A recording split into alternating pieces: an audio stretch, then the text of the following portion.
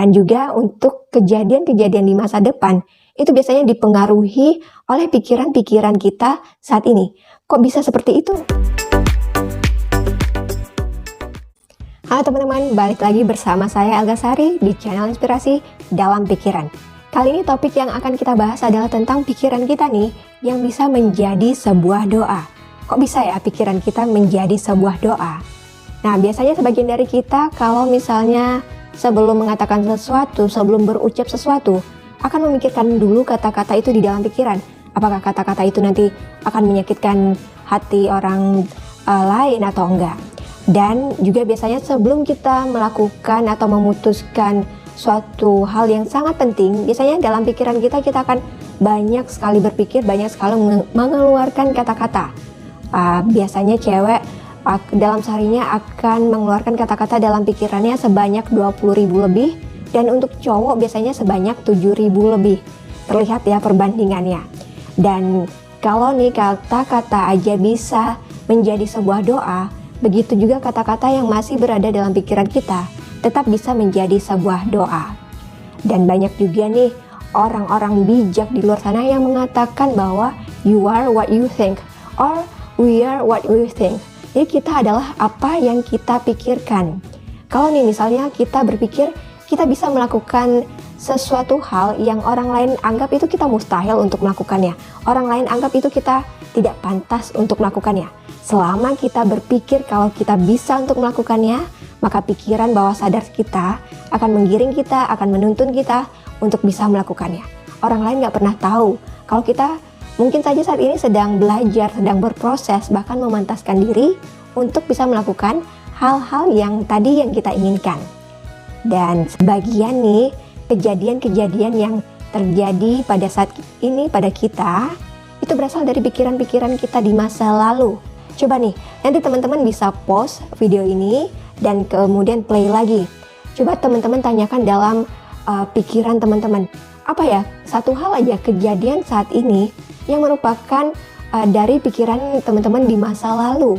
Nanti setelah itu teman-teman lupakan pertanyaan teman-teman, teman-teman bisa lakukan lagi aktivitas teman-teman seperti biasa, dan pada saat nanti teman-teman sudah melupakannya, teman-teman melakukan aktivitas teman-teman akan teringat lagi, akan terlintas dalam pikiran teman-teman, oh iya ya, ini ada kejadian saat ini yang sebenarnya itu sudah teman-teman pikirkan mungkin sudah lama, mungkin tahun lalu, mungkin beberapa bulan lalu, dan terjadi pada saat ini. Kalau itu terjadi sama teman-teman, teman-teman bisa tulis komen di bawah ini. Dan juga untuk kejadian-kejadian di masa depan, itu biasanya dipengaruhi oleh pikiran-pikiran kita saat ini. Kok bisa seperti itu ya? Karena pikiran adalah doa, dan doa sendiri bisa merubah takdir. Dan saya juga mau mengutip kata-katanya Claude M. Bristol, seorang penulis dari Amerika Serikat yang banyak menuliskan buku-buku pengembangan diri, mengatakan bahwa pikiran adalah sumber sejati dari segala kekayaan, kesuksesan, keuntungan materi, penemuan, penciptaan besar, serta pencapaian. Kalau kita pikir-pikir lagi nih, teknologi yang saat ini kita gunakan itu berasal dari pikiran-pikiran kita, dan kebanyakan orang yang memikirkan ingin kemudahan mungkin dalam bertransaksi, dalam berbelanja, dalam memesan kendaraan online.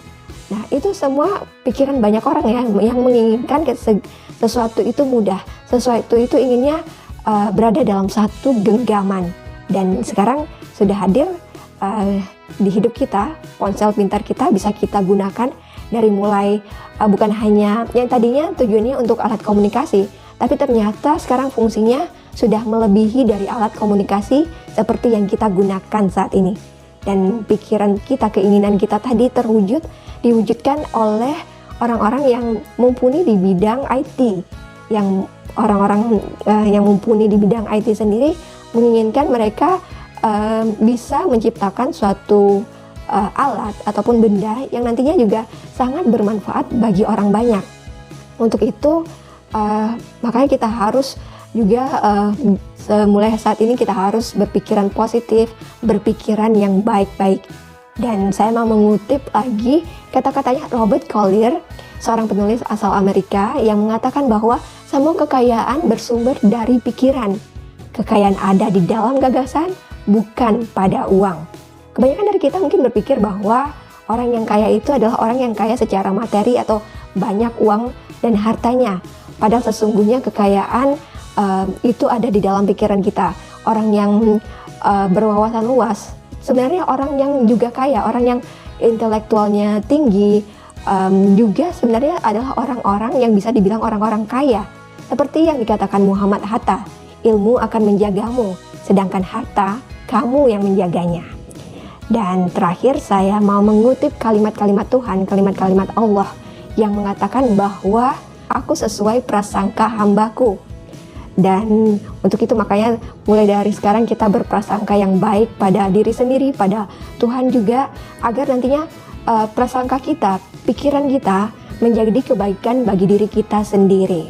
Kenapa kalimat Tuhan ini saya saya sematkan atau saya sampaikan di bagian akhir?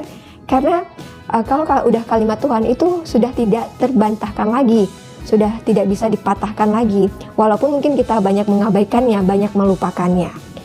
Nah, untuk teman-teman, terima kasih sudah menonton video ini. Kalau teman-teman suka dengan konten di video ini, teman-teman bisa subscribe dan hidupkan bel notifikasinya untuk menerima notifikasi untuk video berikutnya. Sekali lagi saya ucapkan terima kasih sudah menonton video ini. Sampai ketemu di video berikutnya.